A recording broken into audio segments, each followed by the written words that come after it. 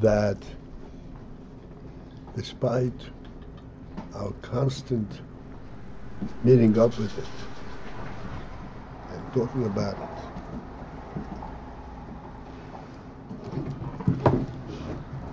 we still naturally, based on our natural world experience, lose it. What do we lose? We lose it.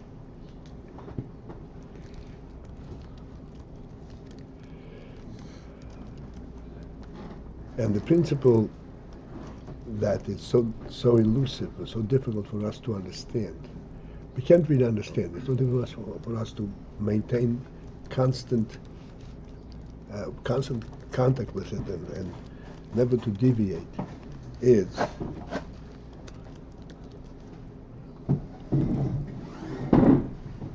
that the godly reality is real in and of itself. It is not something that's being made or put together from ingredients. Just like life itself. It's unfortunate or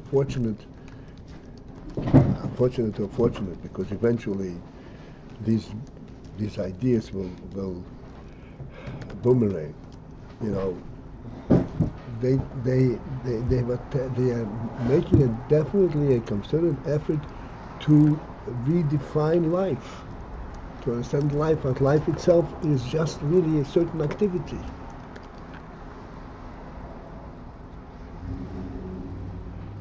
And if we can, chas v'sholom, relate to this kind of an approach, then we have absolutely no way to learn Torah or Chassidus, or to live like human beings, for that matter.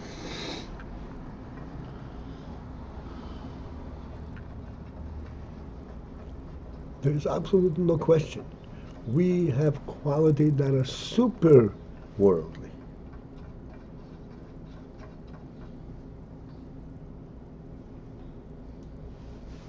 That are not the result of any kind of worldly experience. Where did they come from? They don't come from, they're given. A maton, a maila. The Torah says, Adam was created off of minhu adama, dust.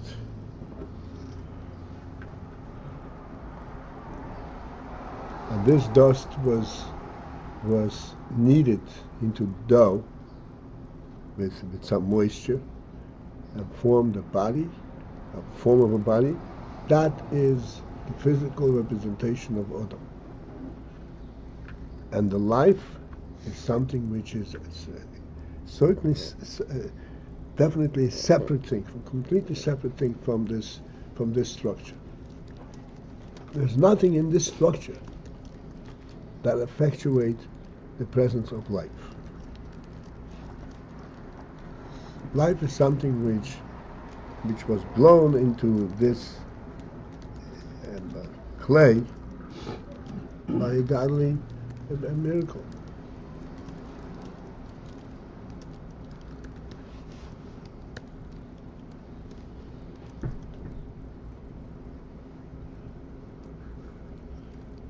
There is definitely a big difference between all other creatures, like the Beis just said, let there be light, let the earth produce vegetation and all that, and that all came out, versus the life element that he blew it in his nostril till was an element of life. The others are also a miracle, that there should be living plants coming out of the earth and so forth. But this is, as we say all the time, a living body. But the life that's imbued in the human being is pure life, not a living body. Pure life. As a result of that, we are sensitive, we are capable of relating to concepts that are exclusively conceptual, exclusively spiritual, and we are going to relate to them, and that is real to us. It is real not to our bodies, but to our souls, to our intellect.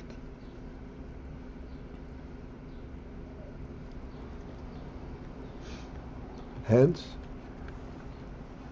we have all of these terminologies, and we have the principle of Oyneg. Oyneg is not the result of any kind of experience.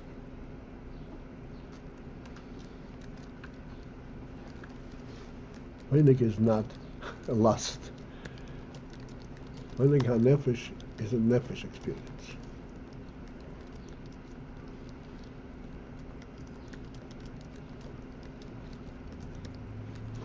It's not even an experience, because the Oyneg HaNefesh does not come to it from outside. It does not do also any kind of experience, any kind of participation. It has an inherent Oyneg. This Oyneg is due to its awareness of the godly reality and its connection to godliness. Godliness and worldliness are totally apart, totally different. There is not a commonality between them. Worldliness, everything worldly has to have had a beginning, have to be made. Everything godly is a reality in itself. Everything godly was never not being, not there. Yes, it was not there in terms of being identified and being revealed and so forth, but the essential Ayin is an essential truth that was always there, so to speak.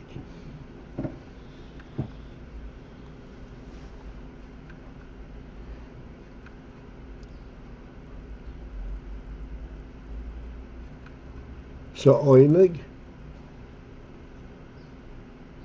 is the highest and the closest thing that we can speak of. It's the closest thing to this godly reality, to this Neshama truth.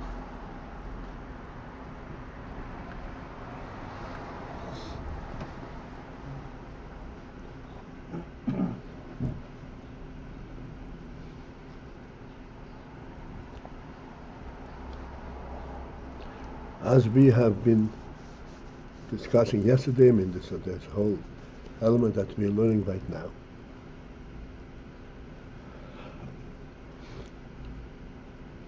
the Pnimius. Pnimius and Chitzonius, both are infinite. Chitzonius Makif is infinite, and it can accommodate everything indefinitely.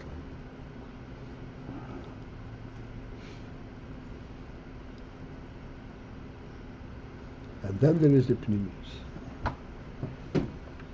It's difficult, I mean, it's not difficult. It's difficult to construct difference between Pnimius and Chitzonius because it's not a structural difference. It is totally a conceptual difference that is known exclusively to the human intellect. And as much as we try to identify it, we should never think that we can identify it in a tangible manner.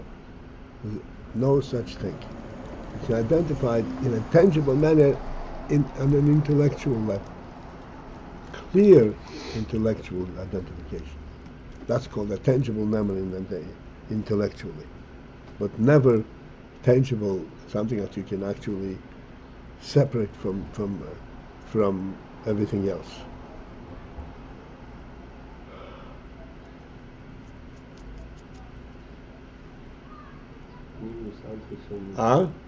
Pnimius and Chitzonius are both infinite. Yeah. As we said, Chitzonius is also infinite. Chassidus Hamakif, he's infinite.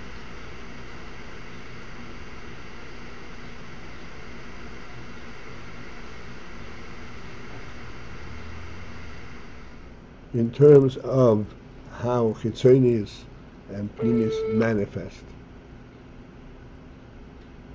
the Chitzonius is infinite, and therefore it allows for anything to be.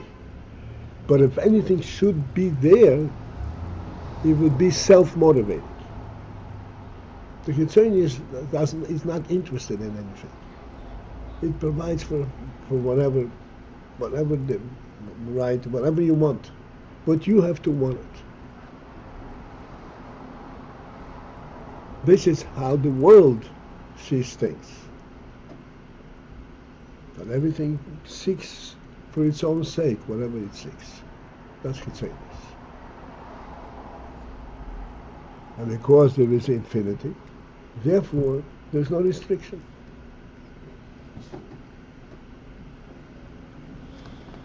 Whatever you want, doesn't bother me.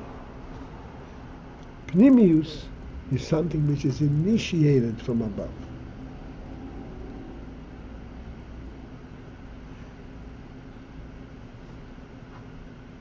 Chitzonius is also has an initiated moment, but there's this fundamental difference between the Chitzonius initiation and the Pnimius initiation.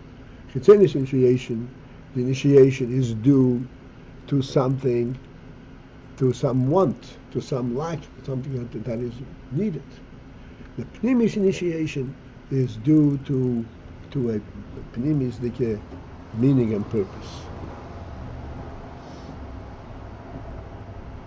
This meaning and purpose comes from deep down in the Pnimius itself. Being that's the initiation. And therefore this initiation represents the Pnimius element itself. Doesn't represent the possibilities the koiches that are made available. It represents the initiation element. What is this about? Why do I want you? That's what the Pnimius represents. Chitzonius represents the functional element, what you're getting. Pnimius represents why you're getting it.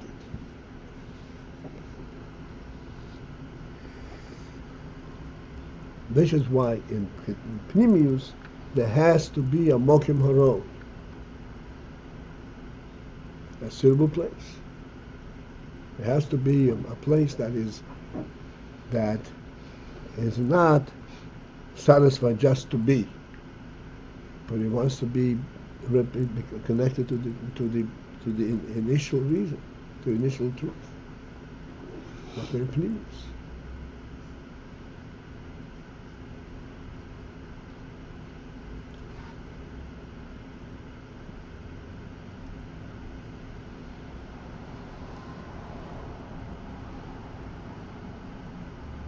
This is what we were saying here, that the Hamshocha on the Pnimius level is not in response to the solicitation from below. It is initiated from above.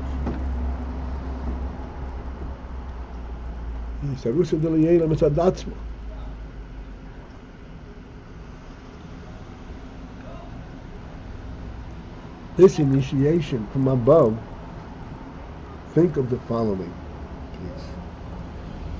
This initiation from above comes exclusively from something that is real in and of itself. It does not come from abundant availability.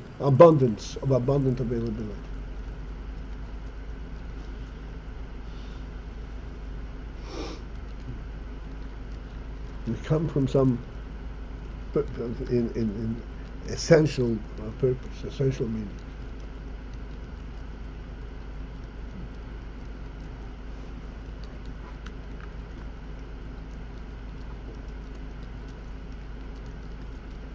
Take in our little world.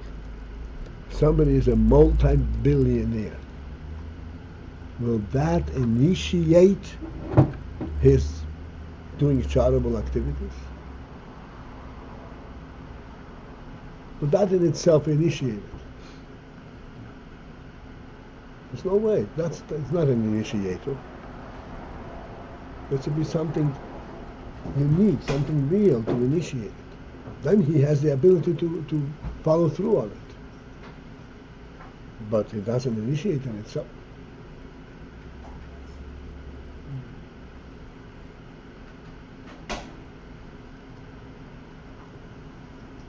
Okay.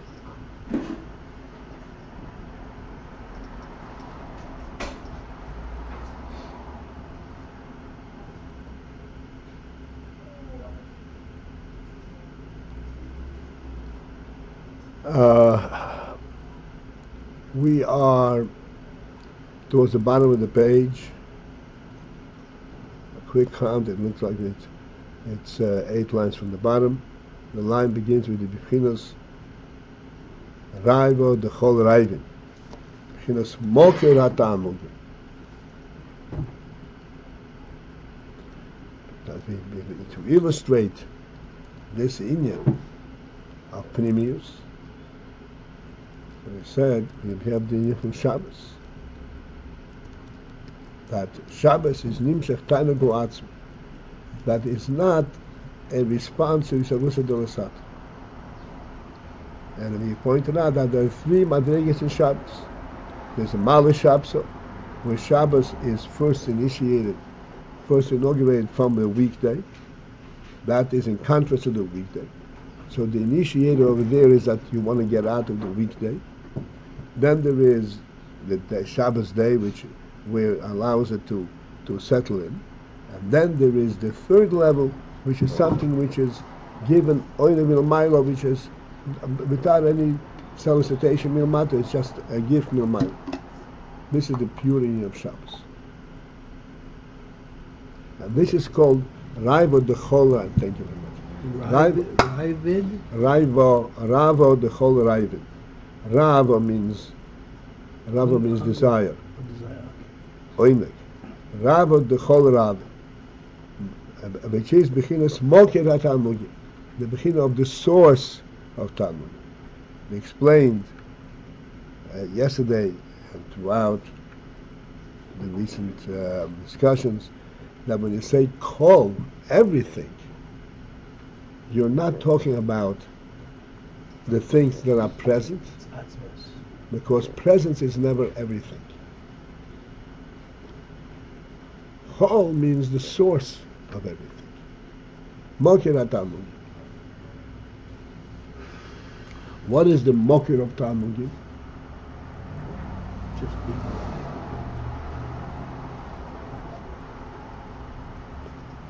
So, as we explained just now, that Talmudim, we are talking about something that has an inherent reality, an inherent godly truth.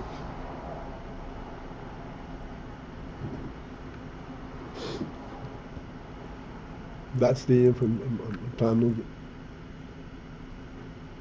Tainug, as the word implies, yes, it is definitely a godly truth, but the word Tainug denotes some kind of an expression, some kind of an experience.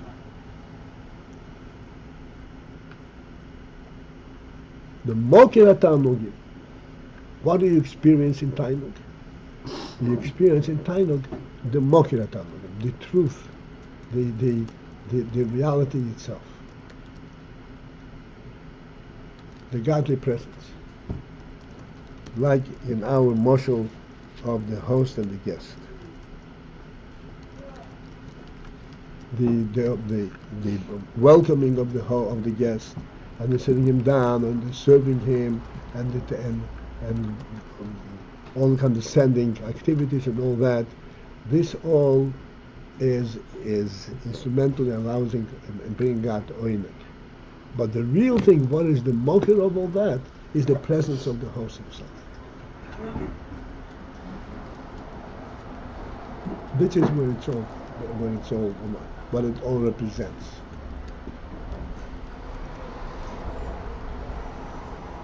The reason that all of these things are pleasant is because the host is there.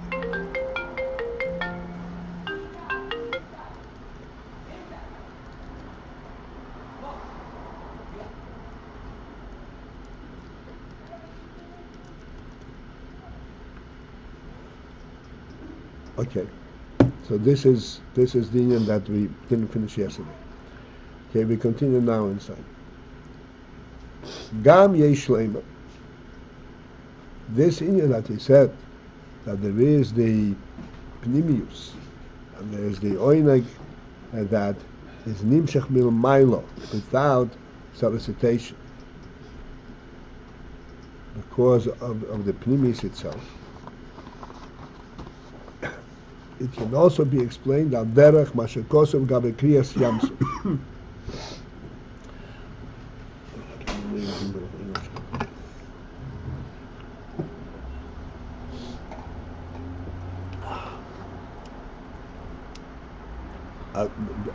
On the basis of what is explained by kriyas yamsuf.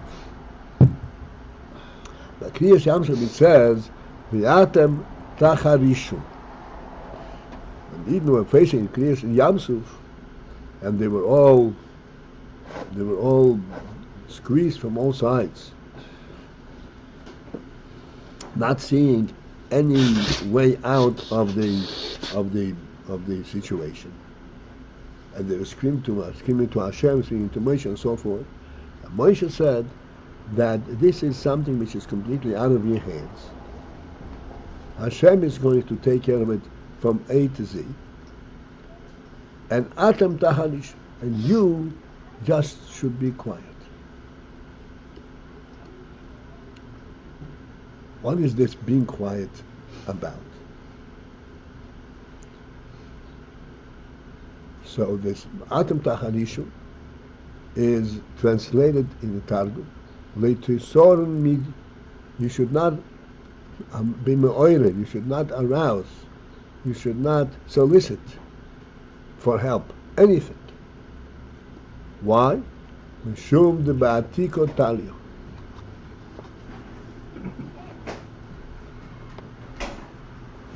Because the ba'atiko talio, that this particular situation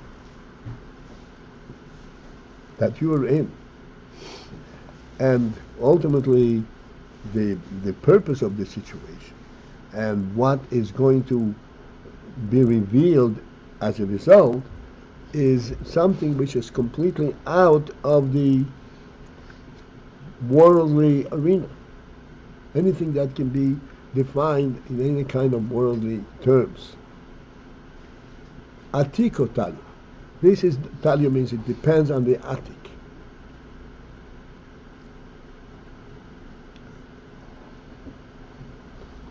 Atik, you know there's atik and arich. Atik and arich are both. Which man? Someone's calling you? No, what's the page number? Atik and arich are two madrigas within Kesed itself. Generally speaking, the way it is defined is arich is like the chitzonius Kesed, and atik is the pnimius Kesed. There are many different ways of explaining this, but atik means that which is removed completely from world. This is the Kesed itself, the pnimius Kesed.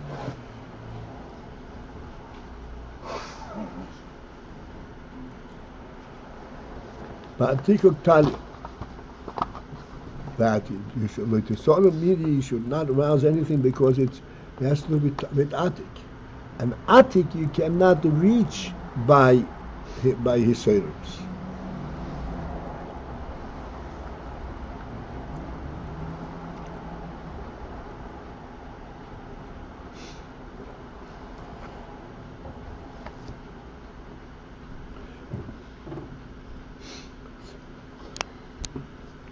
We will discuss this inyan that atik you cannot reach by his servants another day. Because it's B'atiko Talio, therefore Hiserus is on the one and first of all ineffective, cannot reach, And then also, in a certain sense, it is actually interfering. It is counterproductive. So what is making the request? Doing anything? V'yodua, it is known, shezehu habitul dishtik, that what is Atem Taharishun referred to? Atem Taharishun is referring to the beetle represented by shtiko, by keeping quiet. Shezehu habitul hayoser elyon, which is the supreme, the highest bitul, b'bchinas hanochas kol atzmusin legamri, a bitul of the quality, of the caliber, where he is putting his whole essence, legamri, putting it aside, mikol v'kol, totally, without even expressing some kind of a need.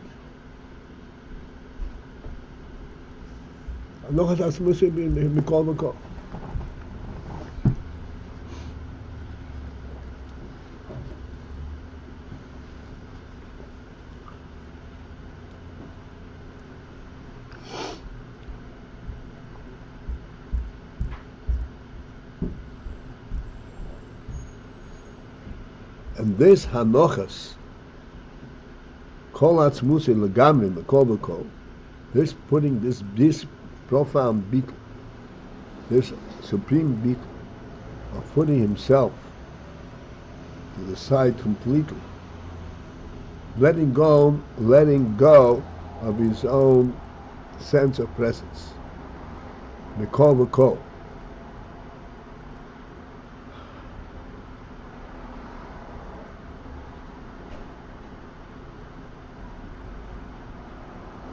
Okay, how does one let his sense of presence let go?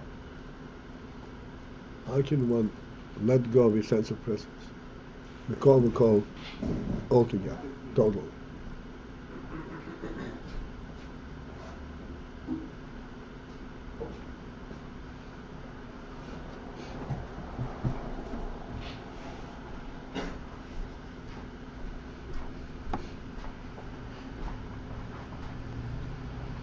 Clearly, we're not speaking about letting go of his sense of presence because he doesn't care about what happens to him.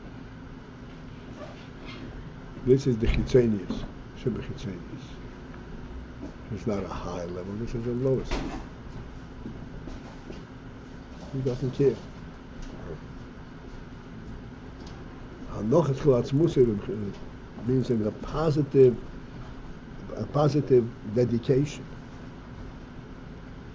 in the form of a total oblivion of a self.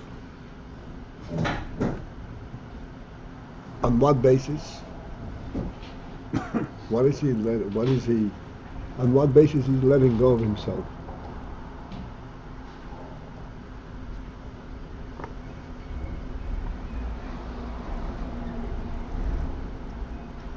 It is on the basis that he recognizes that his self has some kind of a presence, some kind of a definition.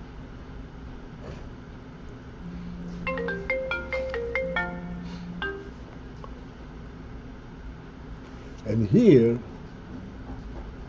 he is in the presence of that which is beyond presence, beyond definition.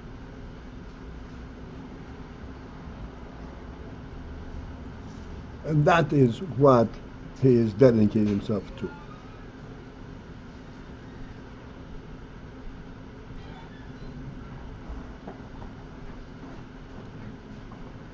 We have to interrupt now.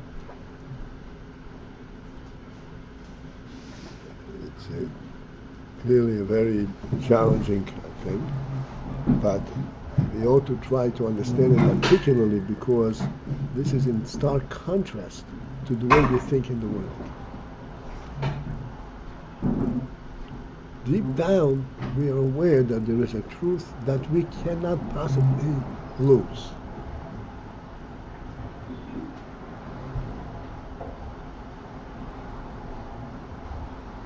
And that's the truth that we may be relating to. And that is the only truth that we really want to relate. This is we said, the host and the guest has all kinds of things he's not interested in. He wants in the host himself. So this is a simple mashal, but it gives us a handle on these concepts.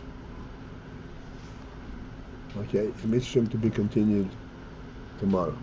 Have a good day. Call to. You're well. Bye.